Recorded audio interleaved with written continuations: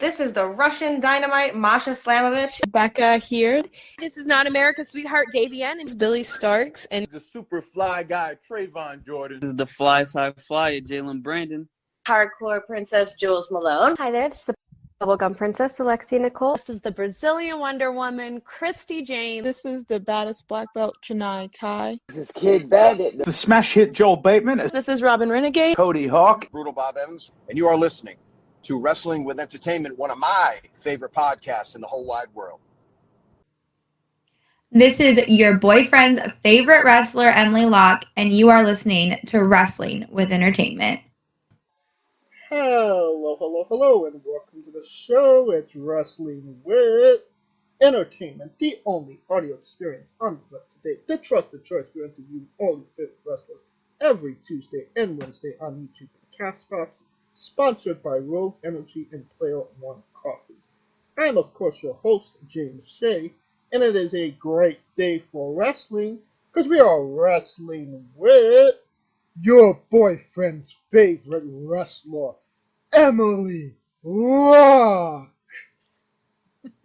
Hello. Oh my goodness. It is always a good day when you're speaking to Emily Locke because I'm not only your boyfriend's favorite wrestler, but I'm everybody's favorite wrestler. Quickly. If you wanted to follow me on social media, you can follow me at I'm Emily Locke on all the platforms. And I've got a lot of exciting things coming up and a lot of exciting things that have just recently happened that I'm excited to talk about throughout this interview. And merch. I've got lots of merch. If you want to reach out to me privately for lots of 8x10s, you can reach out to me on my social medias. And I have a Pro Wrestling Tees Emily Locke page. But thank you for having me. I'm very excited for this interview. Absolutely. And you don't have to look for any of our social media. All of our social media links will be in the description of the video below, but on YouTube and Castbox. Yes. And you were speaking of exciting things coming up. Event-wise, where can we see you next? Well, I will be after this interview is over.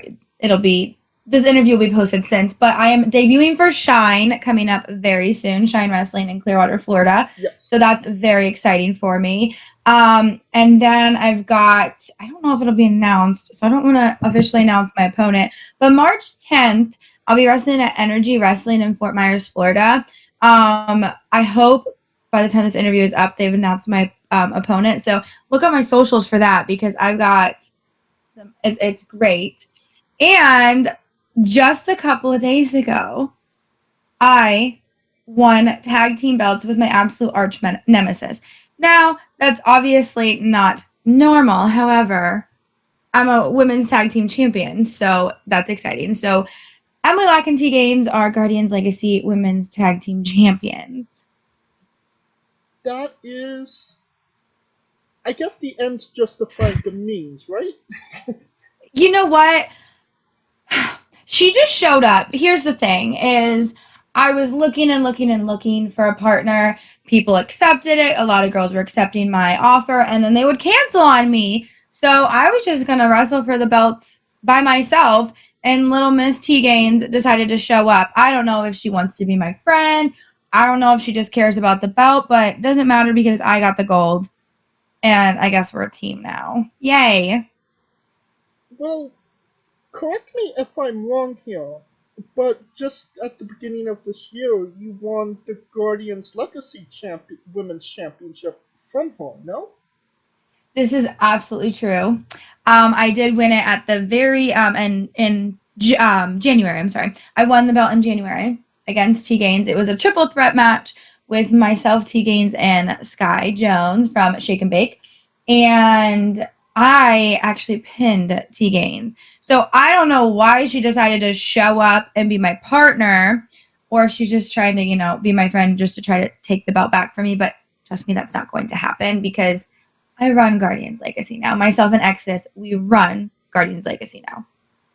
Well, I was going to say, tag team champions, singles champions for Legacy. What does that mean to you to hold, pretty much all the gold? Well, it just shows you the type of talent I am, obviously. It just shows that I do anything necessary to be able to be at the very top. But it does mean a lot to me. I hold myself true to a champion. I am always going to show myself as a champion. And Guardian's Legacy is, I mean, it's just getting started, but now it's just the Emily and Exodus show at this point. And I mean, you mentioned it. You're making your Shine debut against, I believe, Tracy Nix. Yes, I am. Big moment. Obviously, Shine is, one of the well-known indie promotions out there. Yes, and that's honestly in Florida specifically, and a lot of other states in the South. Shine for women is one of the big goals. And I remember when I first started training, that was my eyes were set on Shine, and I don't remember if I specifically put, a time frame in mind for when I wanted to debut for Shine, but I'm within 3 years of my official debut, and I'm wrestling for Shine, and I couldn't be more excited. And I live more in the Central Florida area, so this is something that I feel like I can have a lot of my supporters, of my friends and my family come. And I'm really looking forward to it, and it's going to be good. I've never wrestled Tracy, but I know she's a good opponent. I'm gonna bring it all, because this is big for me, and I'm very excited. Well, can you tell us about wrestling Lindsay Snow? Oh my goodness, yes. So I wrestled Lindsay Snow at New Heights Wrestling, that's up in the Panhandle de Funiac. And when I found out that I was wrestling Lindsay, I was ecstatic. And I was really obviously nervous. And it was one of my biggest challenges because of Lindsay's wrestling style. However, it was one of the most rewarding matches I've had to date. And obviously I did not come out with the win.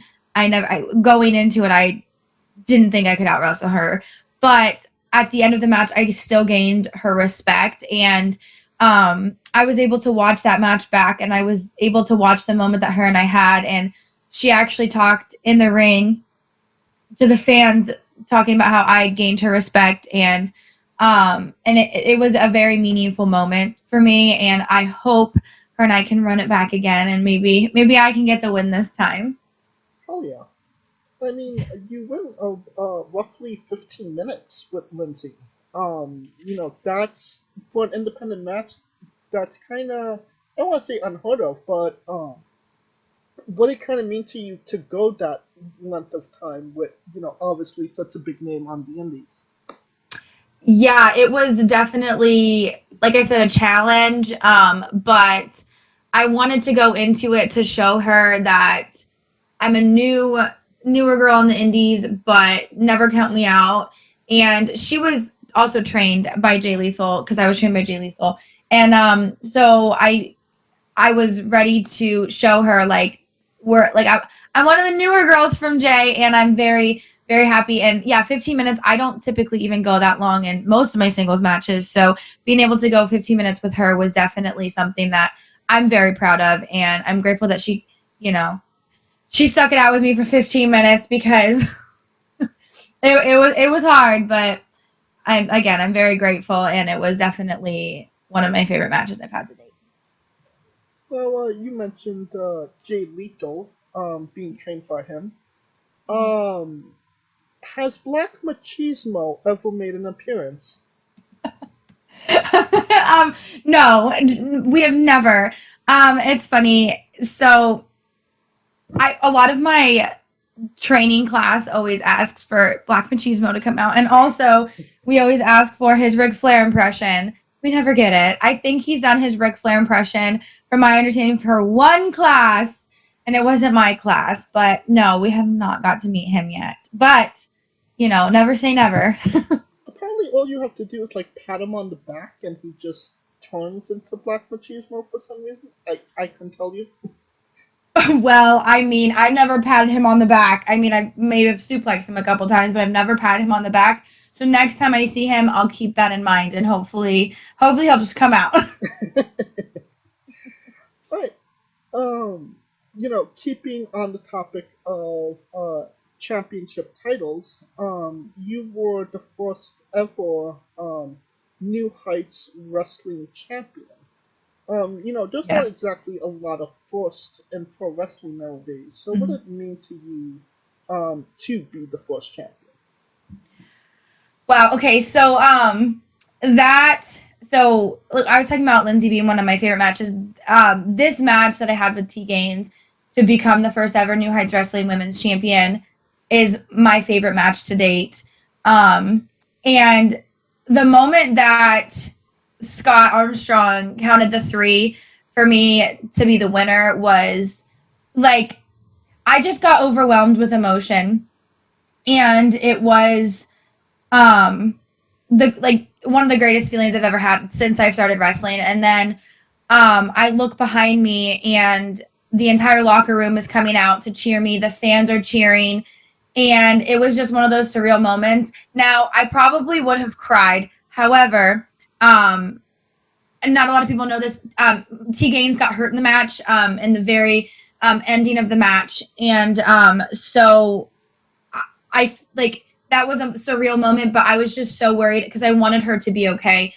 She's fine. But it was definitely one of the greatest feelings I've ever had. This women's championship is 16 years in the making. This has been a company for 16 years, and they've never had a women's champion. And I have been at New Heights for a year and a half, building up the women's division, trying to make it mean something. And I don't want to just put the credit on myself. It's also the company itself. They're trying to make women's wrestling mean something. And to be the first women's champion means so much to me that I can carry at least the start of kind of a new era for women's wrestling in the Panhandle of Florida for Defuniak. And I'm just really excited. My first title defense is going to be April 20th. I'll be wrestling Ashley Mayberry, I believe. And I'm going to fight, and I'm going to keep that belt because this is, it's very meaningful. And like I said, very surreal moment. And I actually got to watch it back. And even having Scott Armstrong as my referee was also just absolutely amazing. He's a great referee. And when he raised my hand, I was like, wow, this is the moment. And then watching it back, hearing there were little girls just cheering my name and, get up, Emily. And it's just one of those moments where you're like, this is why I started doing this. Now, you mentioned, being in that moment. Is that a moment you take in the moment, or is it something that kind of sets in afterwards, like, wow, I did that? It's kind of a little bit of both. In that moment when, like I said, the whole locker room came out, Exodus is coming out to cheer me. They came in the ring to celebrate with me. And then, you get to the back, kind of the adrenaline finally wears off. And then you're eventually driving home. You're like, wow, that just happened. And then reliving it when you watch the match back is also just like, again, a surreal moment because you're hearing things or seeing things that you didn't see or hear in the match when you're actually doing it. Like I said, those little girls cheering, I probably would have noticed them, but you're so in the zone wanting to, become the women's champion. And then listening back, and these little girls are just like, you can do it. Like, I believe in you. And so it's multiple moments, but yeah, you definitely feel it in the moment. And then I kind of teared up watching it back, like I said, because it was one of those things where it's like, a first, it doesn't really happen, like you said, in wrestling that often anymore. So being the first to do this in 16 years is very meaningful to me. And I mean, like, T Gainz, you're taking championship after championship from her, and she comes around and becomes your tag team partner? Yeah, there's an agenda there for sure. Listen, she's got something planned. She's clearly got something planned. Who knows? I mean, we might be tag partners, but I know we're only defending our tag belts once every 3 months, so you never know. Tag partners could be facing each other for the women's belt for all I know. But I'll do anything to keep the Guardians Legacy Women's Champion. I'll do anything to keep all of my championships. All right. Now, last year, you actually competed in Puerto Rico. What was that experience like? So we traveled to Puerto Rico twice last year. The first time we traveled to Puerto Rico was in July and over the summer. I only ended up managing at that show, and then we traveled back there in September, and that's when I actually wrestled. But it is very, like, I don't want to say different, but it is very different in different ways.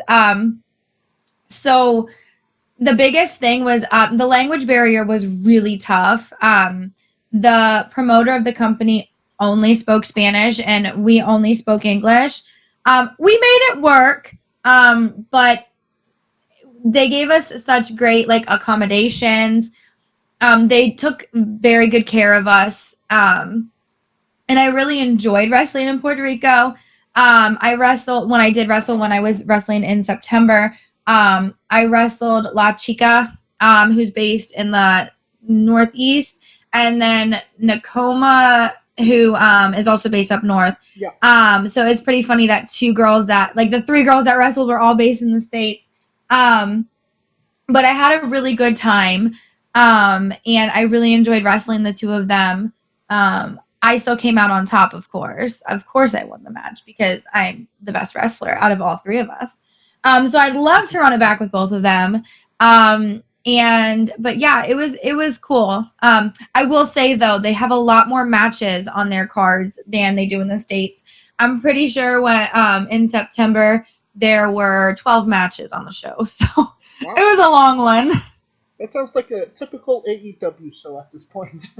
Yeah, it does. But when you're used to like 6, especially when I wrestle at like Guardians, it's always 6, sometimes 7. But then when we were in Gorilla ready to go, it was our turn. We were next, and they're like, "Oh, we're doing an intermission. We have like 5 matches left." I'm like, "Oh, cool. Sounds wonderful."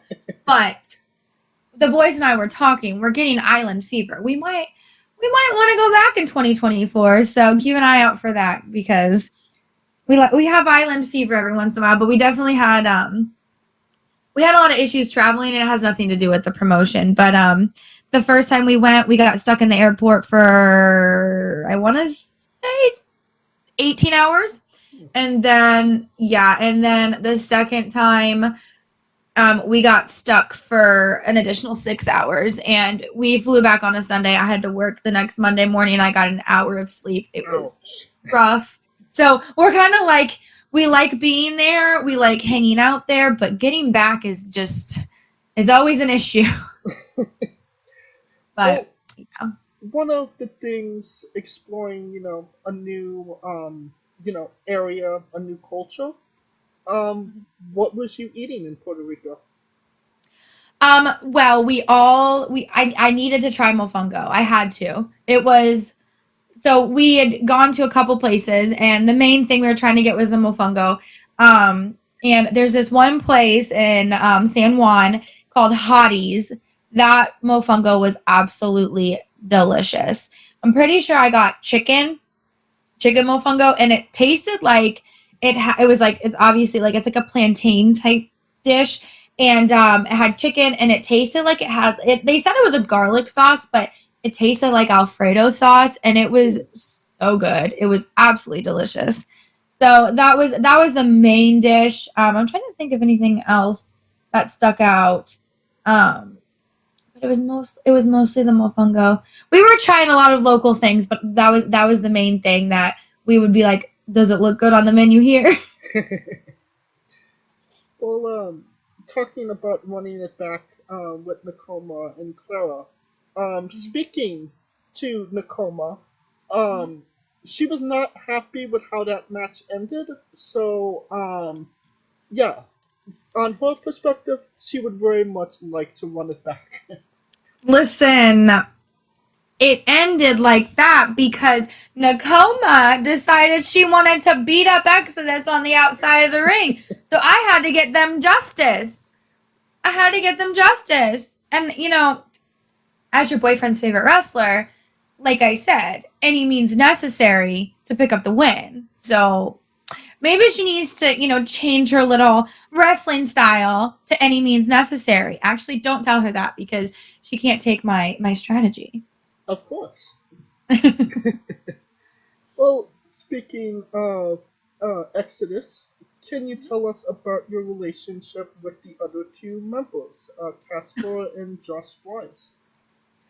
So, I'm gonna keep it all professional. So, we all train together. So, my training class, we call it the COVID class because my training class started training for wrestling 2 weeks before COVID hit. Wow. So, we had 2 weeks of training. We literally had mastered roles. That's what we had mastered. And then COVID hit. So Jay and my other two trainers were like, okay, we have to shut down because of all the regulations. It's very unsafe. So we shut down, and I want to say for about 2 to 3 months, no training whatsoever. Once things started to get, they started changing the regulations and whatnot, they split our class up. So originally my class, I want to say, had about 12 people in it. So they split us up. So it was like 6 and 6. So like my class would go on Tuesdays, the other class would go on Thursdays, or it was like my class would go Tuesday, Thursday, the other class would go Monday, Wednesday. And so we had all trained together. We were in one of the sessions together, and we kind of just built like a really good relationship, just a really good friendship, and it just blossomed into a tag team and a female. We did have another member of Exodus, and we're still hoping he eventually can join. However, he got in a really bad car accident and had to have surgery. So he hasn't been able to wrestle. He made his debut, had a couple matches, and then the car accident happened. So we're hoping we can get him back into Exodus eventually. But yeah, so it just has blossomed and blossomed and blossomed into what Exodus is today. So that being said, what's a pet peeve about both of them that you just don't understand? Oh, a pet peeve. Okay. For Casper. Oh man, what is a pet peeve of Casper? His cockiness. He's very cocky. But cockiness is not always bad. So like it might be a pet peeve, but in the end, cockiness tends to always win. And Josh Wise,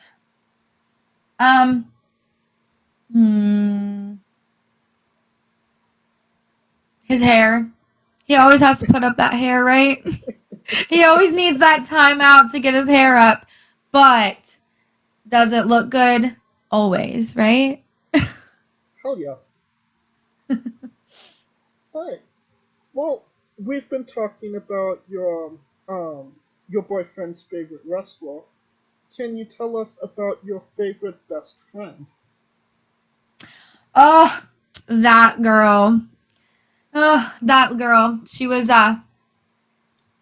new, wasn't she? So your next best friend was who I was when I first started wrestling. And I was the girl who was so happy to be there. Just ready for anything, ready for my career to start, ready to wrestle anybody.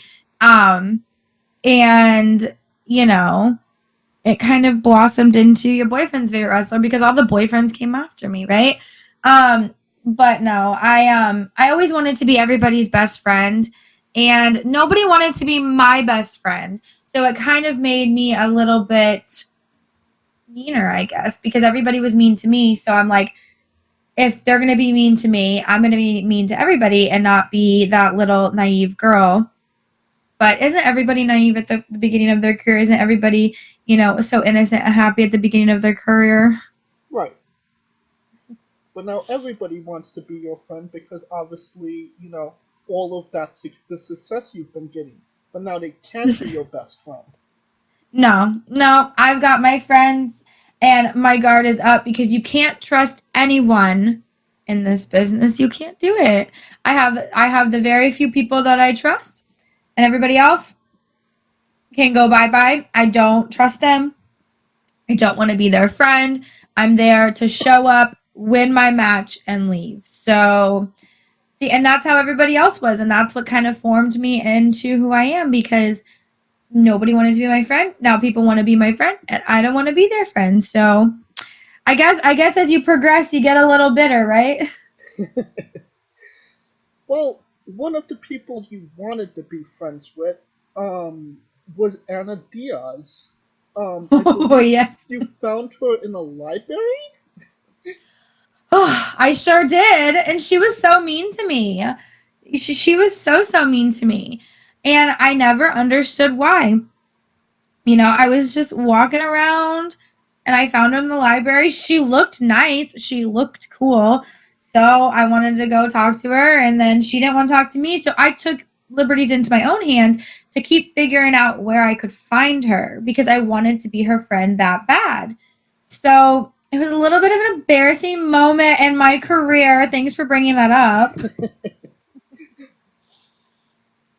Well, two other people you had encounters with, definitely not looking for friends, is Chelsea Durden and Kelsey Reagan. Yeah.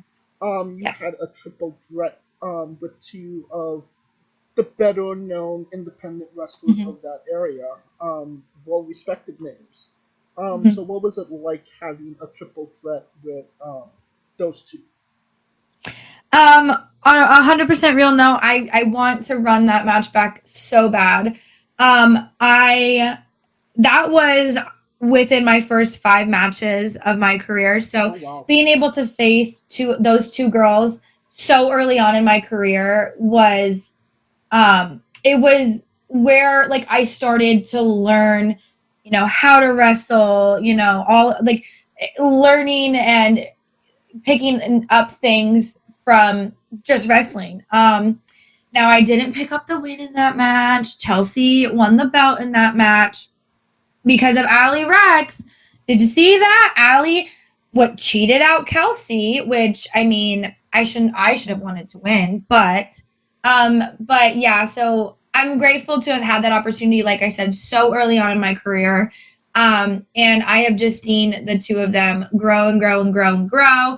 And I have been wanting to wrestle both of them so bad since the beginning of my career. But we have not, we've crossed paths, but we've not been booked to wrestle each other again. So I'm just hoping, I was really hoping at Shine I could get one of them, but they have their storyline going on at Shine. They betrayed each other. So, maybe down the road at Shine, but I definitely wanted, I'm very grateful for it. I had wrestled Kelsey, I want to say 3 times within like my first 15 matches. And then I haven't wrestled her since. So yeah, but it was good. I really enjoyed wrestling both of them. And, that big, I'm sure you saw the video, my Tower of Doom, that was all me. I did that. Well, I mean, you mentioned Shine. I mean, it's only your first match in Shine. I'm sure you're going to have another opportunity to wrestle either one of them, or maybe, hey, another triple threat. Or maybe one of them will pick me to be their partner. Interesting. You never know what can happen. I'm partial. I've interviewed Chelsea, so I'm going with Chelsea. Oh, you're going to pick Chelsea. All right. Well, you got to see who wins. And Kelsey, boo Kelsey. Don't turn on Kelsey. Well, Chelsea was the one who turned on Kelsey, so shouldn't you be booing Chelsea? But I'm biased. I've interviewed Chelsea. Yes, this is true. This is true. I get it. that brings us to the bizarre Emily's Bizarre Adventure. You're a pro wrestler that goes up and down the roads, and weird, crazy, and bizarre things are bound to happen. Can you tell us a road story that fits that description? Oh, crazy and bizarre things happen. Trying to think. Anything too crazy. I mean, I always end up at some really random, like, side of the road, like gas stations or convenience stores. That is, I mean, I can't think of anything too crazy that's happened. And maybe it's just because I'm, still a little bit new. I'm still pretty new. But I always tend to end up at very unique gas stations, convenience stores. But listen, I not to me, but I will say one of my Exodus members has the worst luck with traveling. So can I tell a story about him? Because it's not me. I have pretty good luck with traveling. Josh has a lot of bad luck with his travels. Okay. I'm pretty sure. So normally we all meet up, and typically we tend to meet up and eat out at some sort of restaurant local, pretty close to where we're gonna wrestle, and we gotta strategize always. Okay. So we always talk about, okay, we're all gonna meet up at this time, and I want to say about 7 times out of 10. No, that's exaggerating. Maybe like 4 times out of 10. Josh is always late, and it's because something's happening. One time he claimed that he ran into a sandstorm and that it was like a tornado of sand. Wow. I think twice he's blown out his tires. Rainstorms. It's just all this crazy stuff. Like I said, nothing like that has happened to me. But it's always Josh that has the luck. I mean, I hate to say it, but like, sorry, Josh, but I'd rather it be you than me. All right. Well, a bizarre adventure in a different context. Yeah, I know. I just can't think of anything else. I mean, I guess the bizarre would be the whole, my Puerto Rico story. I guess I touched upon it. Right. That's a big bizarre adventure. Here, I can talk about that. So, getting to Puerto Rico, super easy. No issues. Leaving Puerto Rico, we were going to fly Spirit. Mind you, I'd never flown Spirit in my entire life. So I was like, and I heard all the bad stories about Spirit, but I'm like, you know what? I'm going to trust it. And like, you can go back and look and see the flying history, and it had a good history. So like every single time it was taking off on time or within 30 minutes, everything. So we bit the bullet and decided, all right, let's just fly Spirit back. So the last day that we were in Puerto Rico, we get a notification that our flight had been delayed. Now our flight was supposed to take off kind of late in the night. So like being delayed really wasn't too bad. It would probably get us back to Florida at like a more reasonable time. So it kind of ended up working out. So I think we were supposed to leave at like 10 p.m. or something, and then they delayed it to like 1 a.m. So really like it didn't really make too much of a difference. Get to the airport. Mind you, I got injured the time that I was not wrestling in Puerto Rico. That can be another story if you want to talk about that. But I got injured. I'm hobbling around Puerto Rico with one foot, like very bad. So we get to the airport probably around 6 or 7 p.m. And we find our gate. We get food. Everything's going great. And then we keep checking just to make sure. I always do this when I'm flying. I always check to make sure that the plane that is going to pick me up, is on the way to pick me up. And so that finally we had seen that had taken off. We're like, okay, fantastic. The plane is on its way. It's going to get here in about a 3.5 hour flight. Okay, cool. It's going to be on its way. And then, we're obviously talking to all the other people that are flying back to Florida. And then all of a sudden, so the plane's in the air. I think it took off at like 1 or something in the morning. Something around that. And like at 2 in the morning, everybody in my gate gets a notification, your flight's canceled. Just out of nowhere, no explanation, your flight is canceled. So we're like, what in the world? Because we had thought, okay, do we want to, cancel our flight and try to find another flight back to Florida? Because everybody was worried about me because I was injured, and I was like, no, I'm good. Everything's fine. Let's just, take our flight that we already have. Well, flight got canceled. And so we're in like the depths of the Puerto Rico airport. I have no idea why we had our gate there. I have no idea. So it was Exodus, me, and then Josh's girlfriend was there. And so Josh and Casper decided, all right, well, we're going to go try to figure this out, because they didn't want me hobbling through the airport because my foot was extremely injured. I'm limping. They're like, we're going to go figure this out for all of us. It'll be fine. So they end up booking a flight for American, I think it was American Airlines or United Airlines, one of the two. Right. And like, it was this weird thing where it was like 3 flights. Like, it was like a layover, but there was 3 rather than 1. And so they're trying to figure this out because they couldn't get their boarding passes for some unknown reason. So we're trying to figure it out. They're trying to figure it out. They had to go outside of security because they had to go like talk to, representatives. We had to get a refund for Spirit, all that jazz. So they couldn't figure out why we weren't getting our boarding passes. So mind you, this is like 3:00 in the morning. Like, this is like, and then everybody from our flight is trying to do the same thing. So all these flights are jacked up to like $1,000 a ticket. Like, it's just very, very, very chaotic. So they're trying to get it figured out. They're calling. We're all delirious. We're tired. We're hungry. We're exhausted. Like, we're all the feelings. We're upset because our flight got canceled. We're in Puerto Rico. We were like, I was injured. It was just like all these emotions. And so they ended up getting on the phone, the boys did, with a representative from United, I think it was United or American, I don't remember. Anyway, and she was like, well, this flight, like this layover flight, doesn't even exist. So that's why you're not getting your boarding passes, all this drama.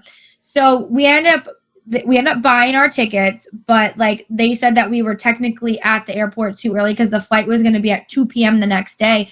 They said we were technically at the airport too early to get our boarding passes for some unknown reason. So they were like, but just wait, you'll get your boarding pass, you'll be able to get in. So mind you, the boys are outside of security. So the boys try to come back in security, and one of the security guys is like, I need to see your boarding pass. And like, they explain the situation, like we just rebought them because our flight got canceled, and they're like, he's like, oh, well, too bad, so sad. And so get out of line. And so me and, Josh's girlfriend are like in the depths of the airport. The boys are trying to get back in security. This guy's yelling at him like, hey, you can't get back in. But like, mind you, when we had gotten into security, we only had to show our like IDs. So we didn't even have to show a boarding pass. So then they have to call American Airlines back to try to like figure all this out. They ended up pushing through our boarding pass because of the situation. And then they go back to go through security. They didn't even have to show the boarding pass.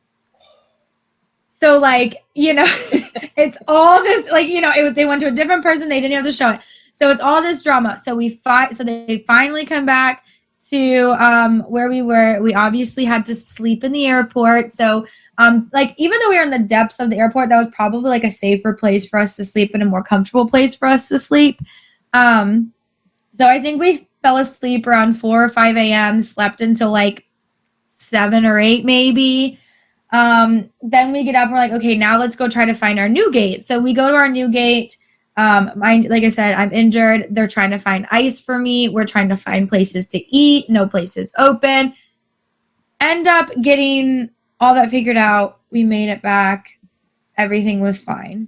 So that's my big bizarre story. So yeah. So I guess there is a big bizarre. I guess I didn't even think about that. Yeah. So it was just an absolute nightmare trying to And I want to say also, or was that the same flight? I don't know. I want to say like when we got on the flight. Oh yeah, when we got on the flight, they said there was mechanical issues and we might all have to get off. Oh God. And then so we had to fly from Puerto Rico to Miami and then Miami to Tampa, so, which is like, you know, so silly. So we, you know, mechanical issues. We might have to get off. Okay, wait, just kidding. Everything's fine. Okay, cool. We're in the last row, by the way. So we're gonna deboard and like we're the last row.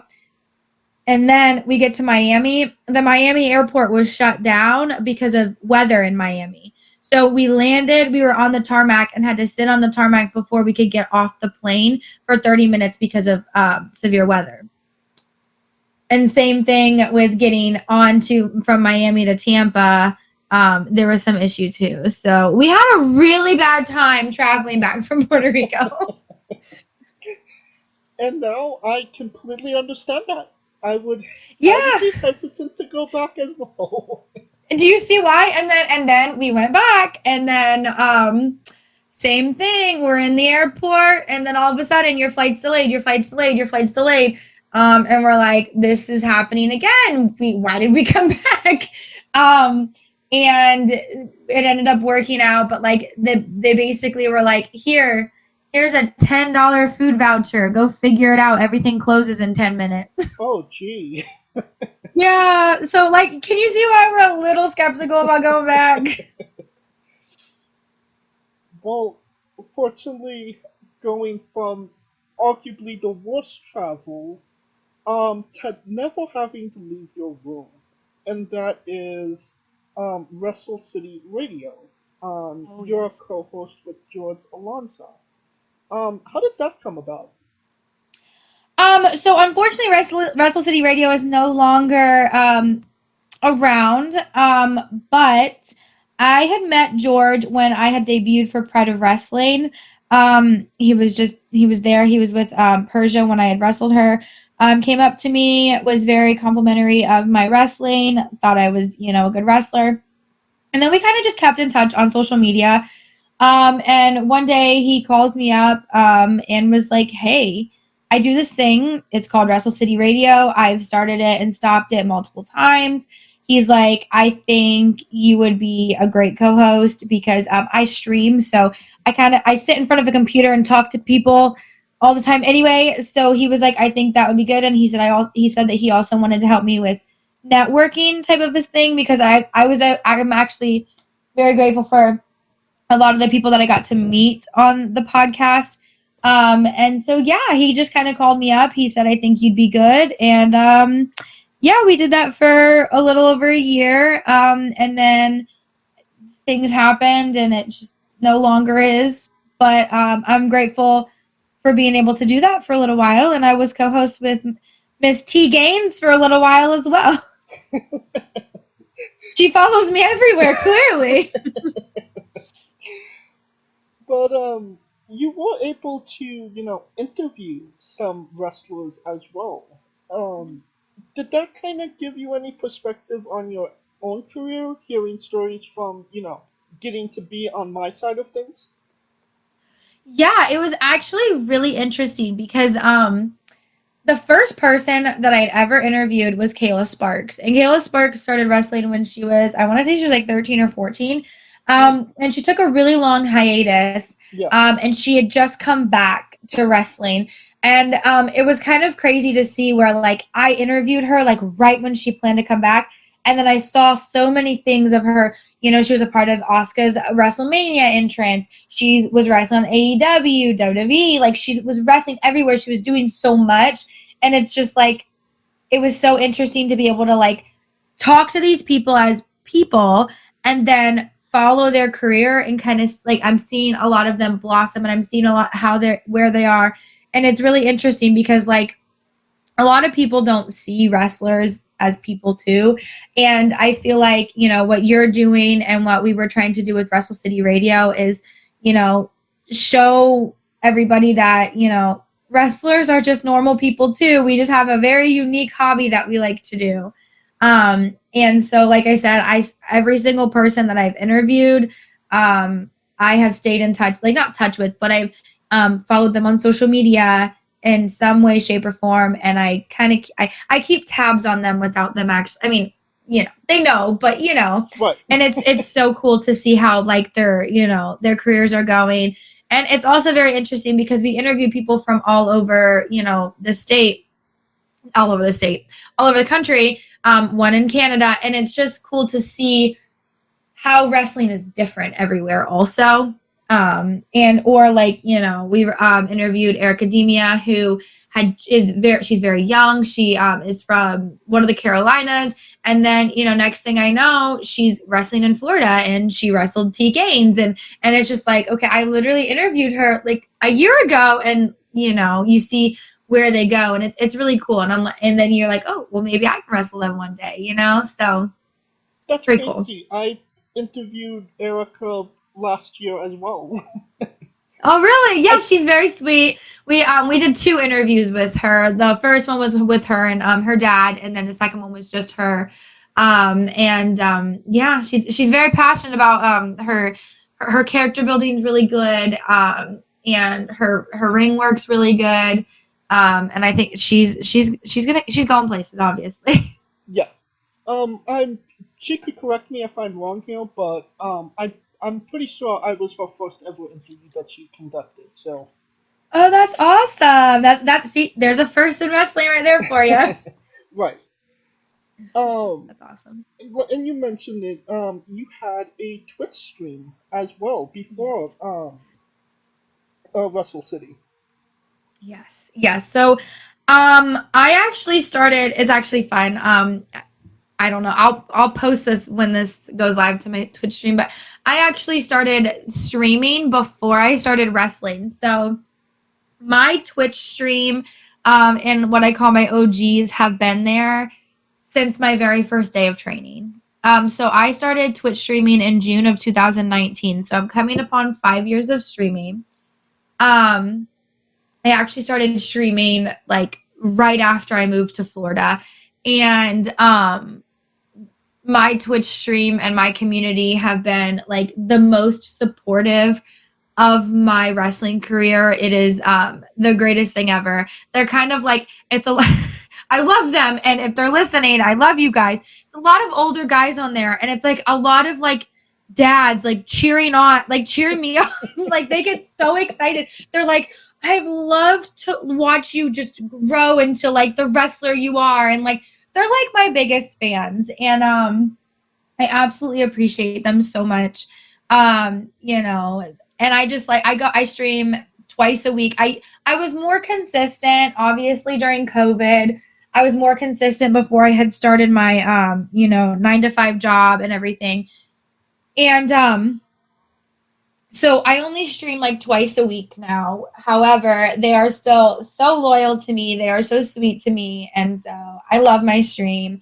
I love my community. And yeah, so they're just so supportive. They always talk about how they just love to see like the progression from, 3 years ago till now. Well, not 3, well, technically 3.5 till now. It's been a ride with them. Well, considering, Wrestle City folded, have you considered interviewing wrestlers on your stream? Yes and no. I feel like I should leave it to the the podcasts and the people who put it all together, such as yourself. But it's a lot of work. I know George was so busy, and I'm sure you're busy all the time trying to, pick somebody to wrestle, doing all the interview. And I mean, you can wrestle whenever you want. Pick somebody to interview. Yeah. And like, I can tell you do your research. And so, you have to spend the time to research and, figure out the questions and keep the conversation flowing. And so probably not. I'll just stick with talking about people. Maybe a shared stream with T Gainz, because he just seems to follow you around. Don't trust me. I popped into one of her podcasts recently. She better not pop into this one. And now we're being joined by T Gainz. No. Oh my god, No. I would scream. No. Good. And don't interview her either. I'm just kidding. You do what you want. All right. Now, can you tell us about your cup collection? Oh my, you do your research. Oh my. Okay. So I don't even know when this started. I'm like beyond obsessed with like tumblers and coffee mugs. And like, I don't even know why. I just feel like they're cute and I enjoy looking at them. You know what I mean? So yeah, couldn't even tell you how many I have. One of the more recent cups added to my collection that I got for Christmas is a Nightmare Before Christmas, and it's like airbrushed and it's got all the characters on it. Yeah, anytime I see a cup or a mug, I like gravitate towards it. And if I'm with friends or even if I'm with my mom, they're like, walk away. So yeah, I recently got I have 2 Stanleys, and I'm not like one of those girls who's like, I need a Stanley. I just like wanted to see how good they were because I have a simple modern cup that I really enjoy.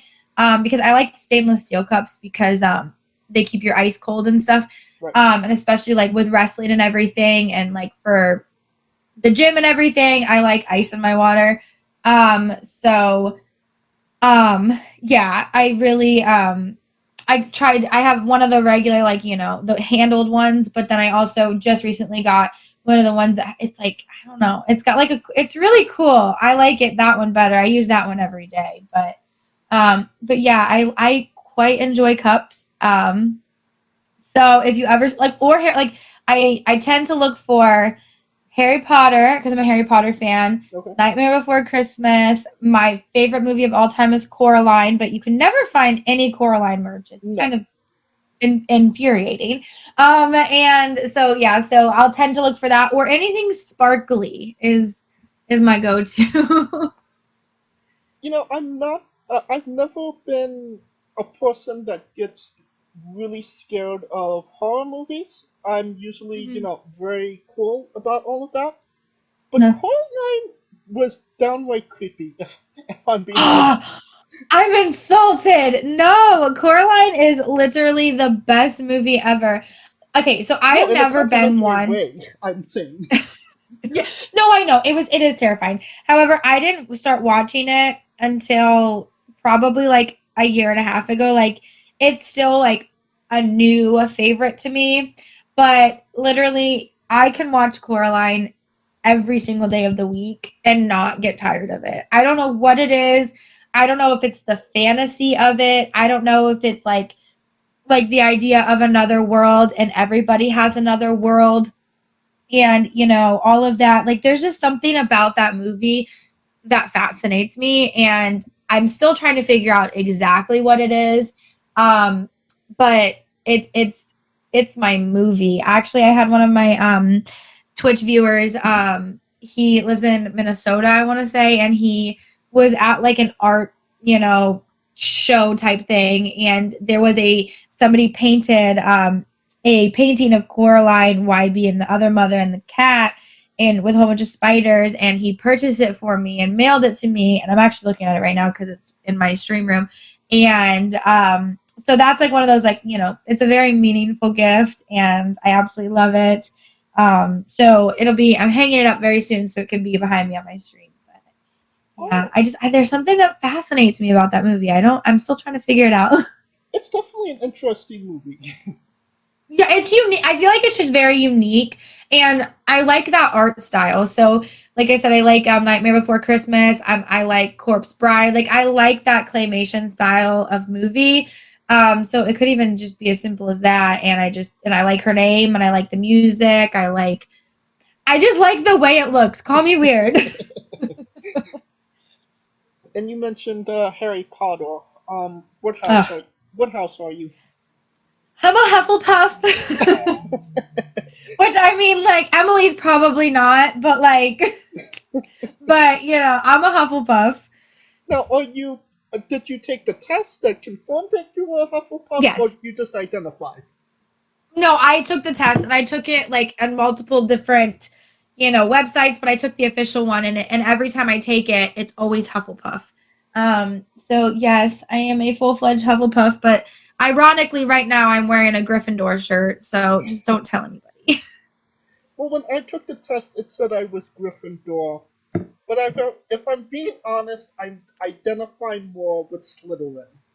Oh. Everybody I associate with is a Slytherin, so maybe that just makes sense. Well, you're Hufflepuff. Do you identify more with one of the other houses? No, I would say I'm mostly. I mean, like Emily is probably a Slytherin. But me, real life, 100% a Hufflepuff, 100%. Like, it just makes sense. My Patronus is a cat, and I have a cat, and his name is Butterbeer. So okay, there you go. yeah, so I'm very much a Hufflepuff. I'm very. My cousin is a huge Harry Potter fan too. And she's like, take the quiz. And I took it and I go, I'm a Hufflepuff. She goes, of course you are. I knew you were. Did you read the books or just the movies? Listen, okay. So I'm like my story on Harry Potter. So I'm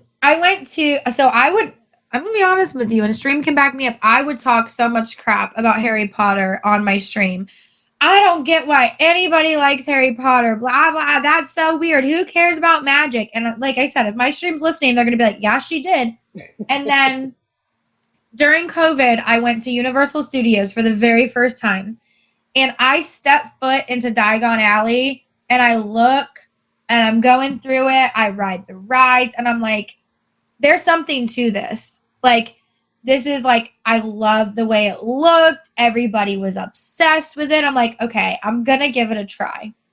I watched all of the movies in a month span. Like, I binged those movies because the moment I started watching them, I couldn't stop.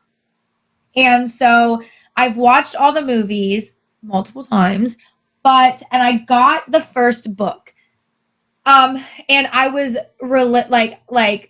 reading that book every single night before I went to bed. And then something happened and I just lost motivation to read the book. So I have the first book.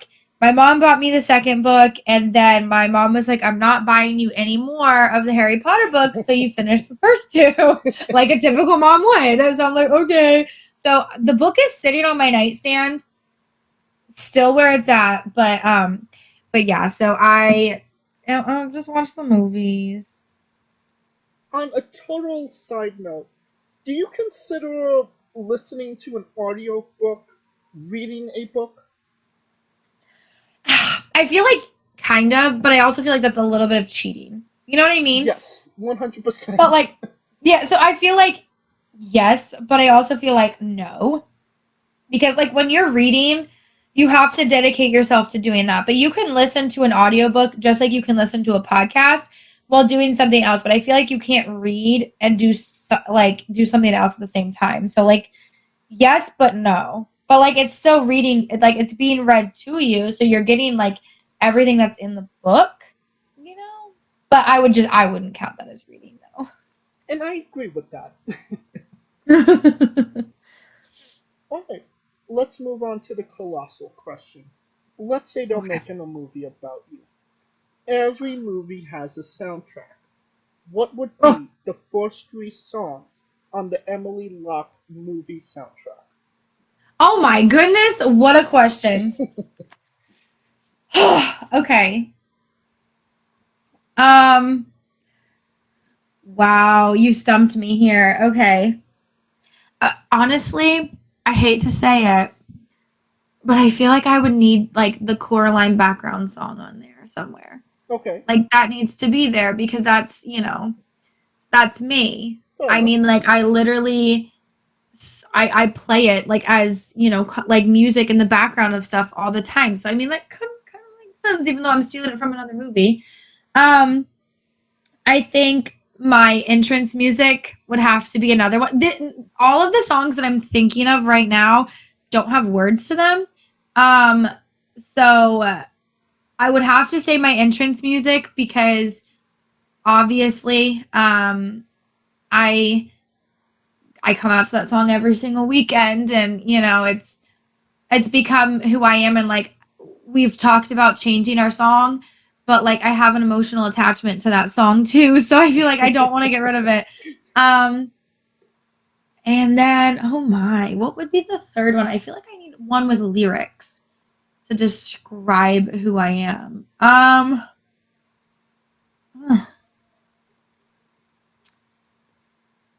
don't know. Oh my gosh, you stumped me. Let me think. Here's the thing. Yep. Fun fact about Emily, I don't listen to a lot of music. I get a lot of flack for that. But I really don't. I don't listen to a lot of music. I'm one of those people who listens to the music that other people are playing.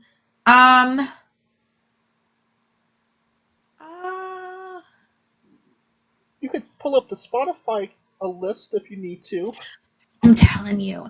I will say, this is what I'll say. I will say anything by the artist, Drippin' So Pretty. Fun fact, you probably have never heard of that guy. But he's my favorite artist to just like casually listen to, and I've gone to his concerts before, so like maybe something by him. Wait, no. What is that song? Hang on. Maybe I have an idea. Okay. I have to look up the song. Okay, hang on. So this is like one of my favorite songs I've ever heard. Okay, so there's this guy, his name is Convolk. This song was released 5 years ago, and it had me in a chokehold. It's called Whatever It Takes by Convolk, and it's like it got a couple features on it. It's a really good song, so probably that. It's just about like I'll do whatever it takes to be there for you. So there. How about that one? Oh. There's my third one. And definitely a solid picks to say the least. Perfect. And now that we got the soundtrack down, then we write the script, and then we go to casting. Who plays Emily, and you can't say yourself because you are obligated to make a Stanley-esque cameo. Okay, Megan Fox. Okay. There we go. You know, that one was easy. I had to pick like one of the prettiest actresses of all time, Megan Fox. No. And then it would just make everybody think that Emily Locke is just attractive. Well, Emily Locke is very pretty, I will say. I wasn't fishing for a compliment, but thank you. I'm just saying, you know, your boyfriend's favorite wrestler, you know, all the boyfriends want Megan Fox. Exactly.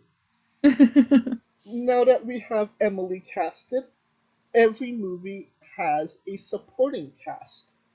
Who would be 3 people significant to you and your story that would be in your movie, and who would play them? Ooh. So honestly, I brought them up a lot. It would have to be Exodus, and then I would have to be if we're talking about wrestler like Emily, it'd have to be T Gainz. So it would have to be Exodus and T Gainz as, you know, the 3 other actors.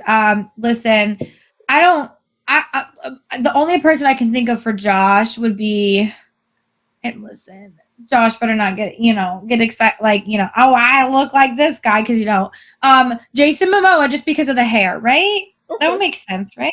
Sure. Casper. Who could Casper be? I'm trying to think of the hair.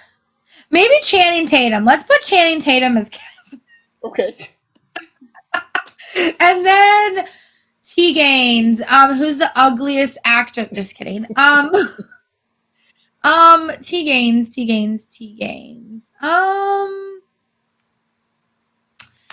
Jennifer Lawrence. How about that? All right.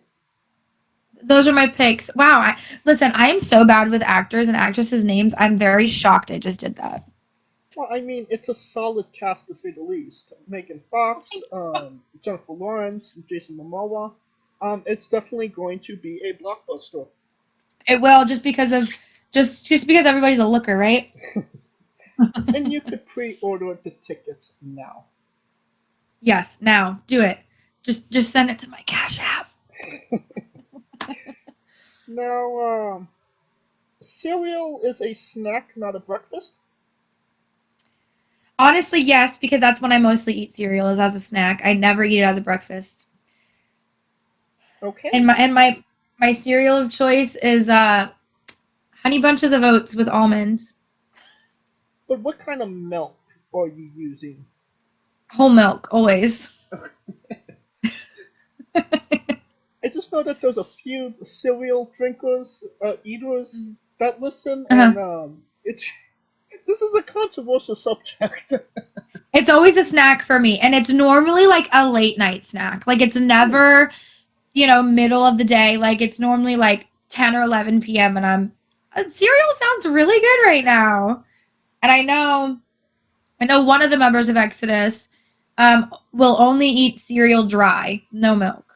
But that's just insanity.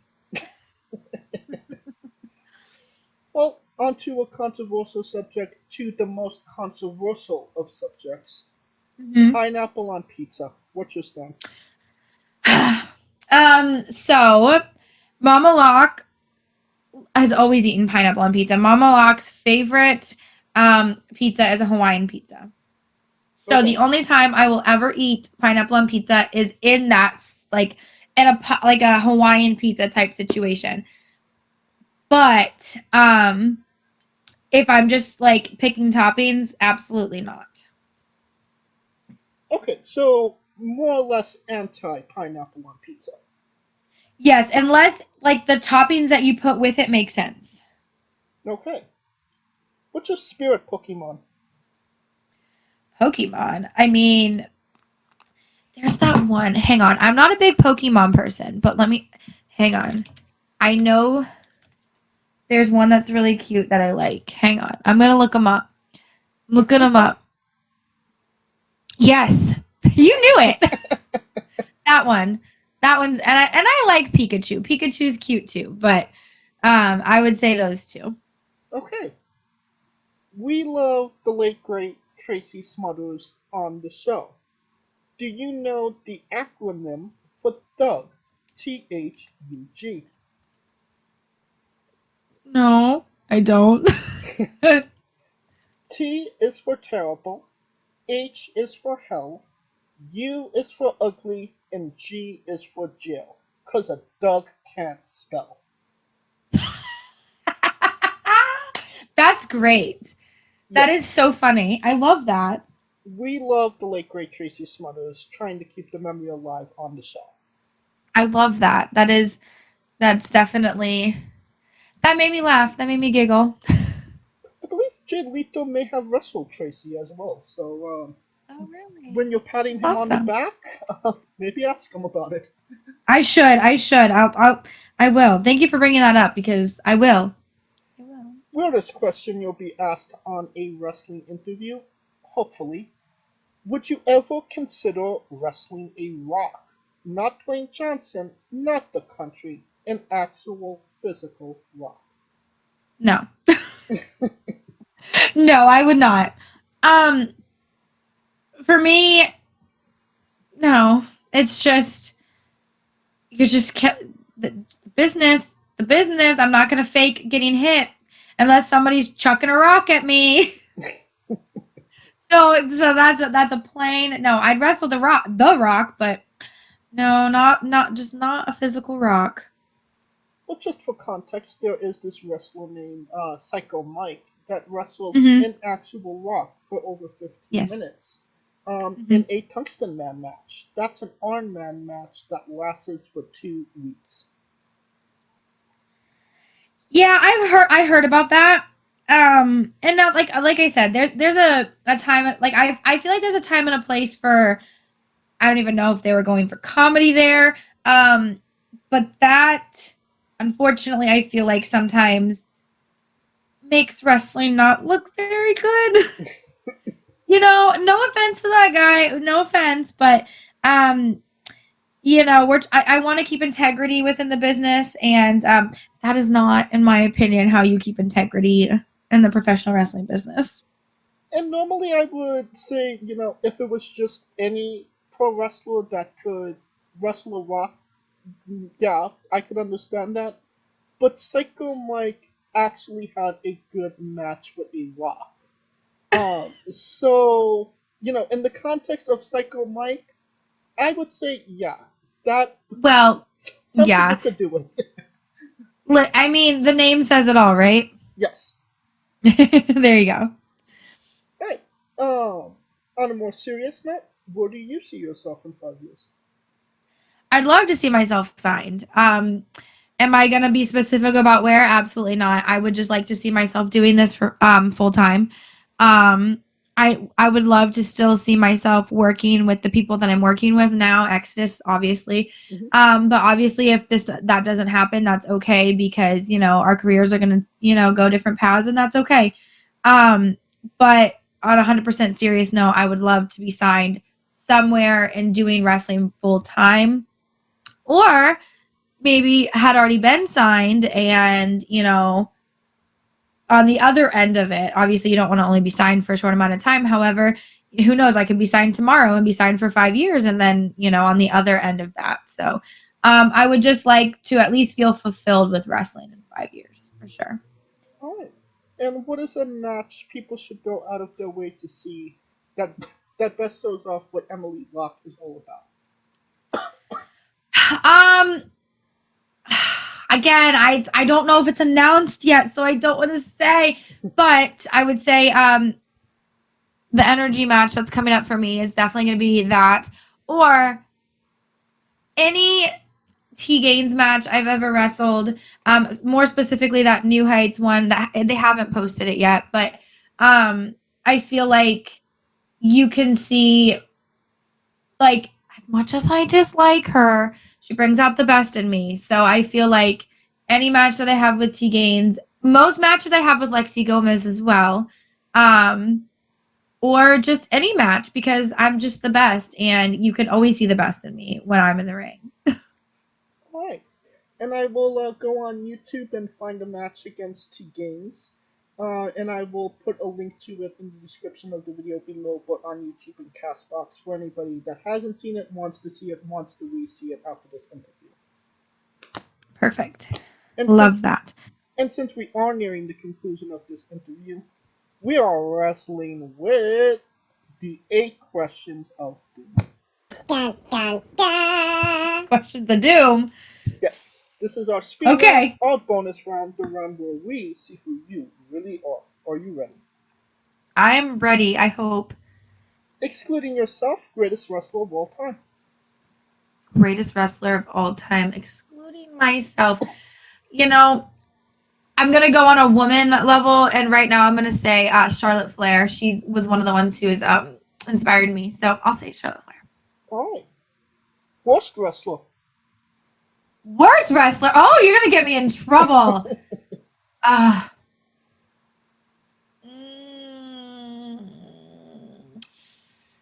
Anything I've seen from, you know what? No. Oh no. What am I going to say?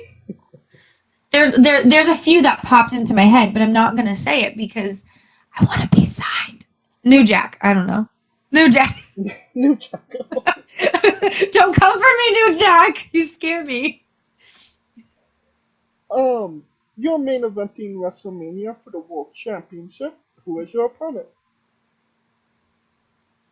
One of my dream opponents would be Rhea Ripley. So yeah, Rhea Ripley. If you could come out to anyone's entrance music, past or present, who would it be? Oh, there's one song I really like. I like Samoa Joe's song. Okay. Finish the sentence.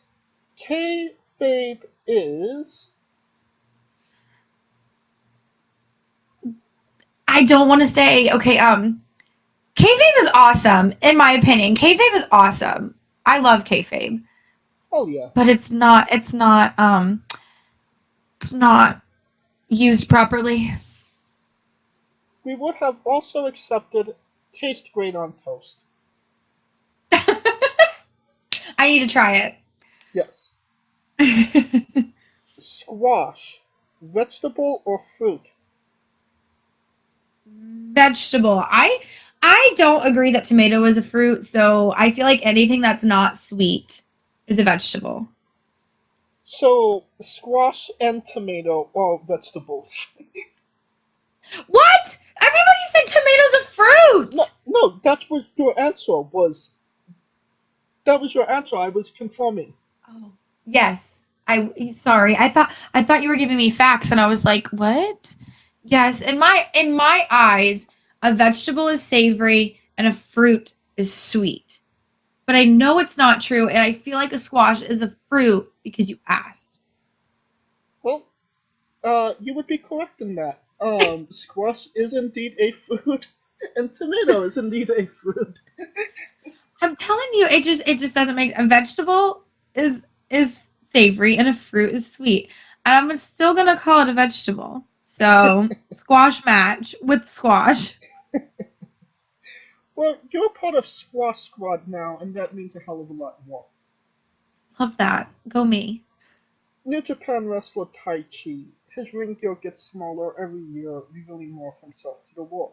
My question, what is the appropriate trunks to butt cheek ratio for ring gear? Depends on if you're a man or a woman, to be honest with you. Okay. Because a lot of girls like to show a lot of the booty. But for men, I feel like it needs to cover your whole butt. Like 100%. Like sometimes we be seeing Sammy Guevara's butt, and so I feel like for men, it fully needs to cover the butt, like all the way to the bottom. But like it shouldn't be baggy either. It needs to cover it if you're gonna wear trunks. Okay. I prefer tights on men, but if you're gonna wear trunks, it should fully cover your butt because I'm not trying to see some man booty. Okay. And for women, just don't do a thong, I guess. Okay. And the last question, the main event, the thing everybody wants to know. Have you ever had a conversation with a stranger in a supermarket about Darby Allin? No. I don't think I've ever really talked to anybody about Darby Allin unless I'm watching Darby Allin on AEW. So, no. And that is the correct answer. Okay. Has anybody ever said yes to that? Yes. There has been Really? conversations about Darby Allin. One you could be a little iffy about because Darby Allin was in the supermarket with him. Well, see, there you go. That's cheating.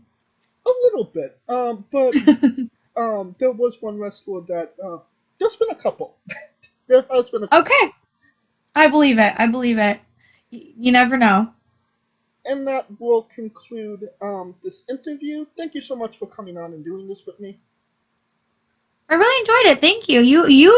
I'm very impressed. You did your research. I mean, you pulled out that cups question and my mind was blown. So that was great. That was great. You are a very good host. Well, we like to do our research here and we like to keep it interesting for our guests. You definitely did that.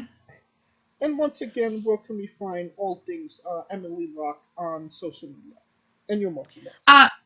Yeah, and you can find me on Facebook, Instagram,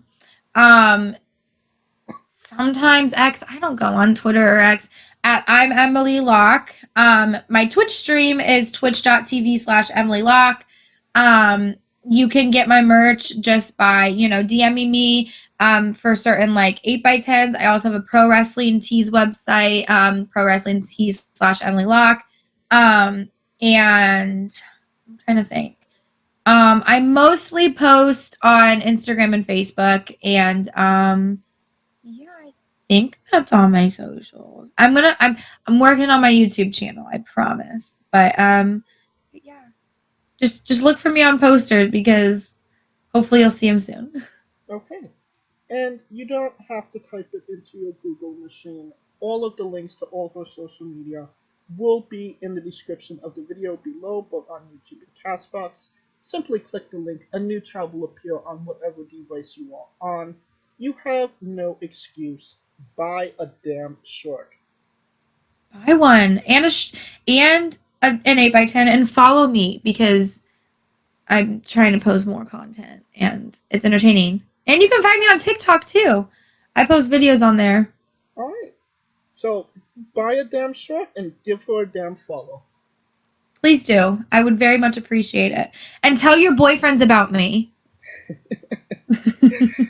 And thank you for listening. If you like what we're doing, please like, subscribe, comment, both on YouTube and Castbox. This was sponsored by Rogue Energy and Player One Coffee.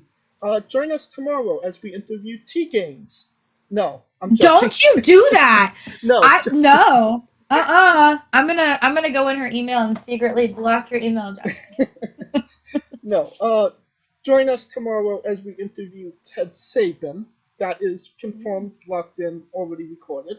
And join us every Tuesday and Wednesday for new incredible interviews. Follow the show at Wrestling with E, both on X, Instagram, and Thread. Follow me personally at JamesJ993. Alright, Emily, when I say wrestling with, you say entertainment, okay? Got it. For always special guest Emily Locke, Kaliko Yachts, Scooter Dust, I'm James J, and this has been Wrestling with Entertainment. Hey folks, this is the Colossal Mike Law, and you are listening to Wrestling with Entertainment. Enjoy the show, support these guys. We appreciate it very much. We'll see you at ringside.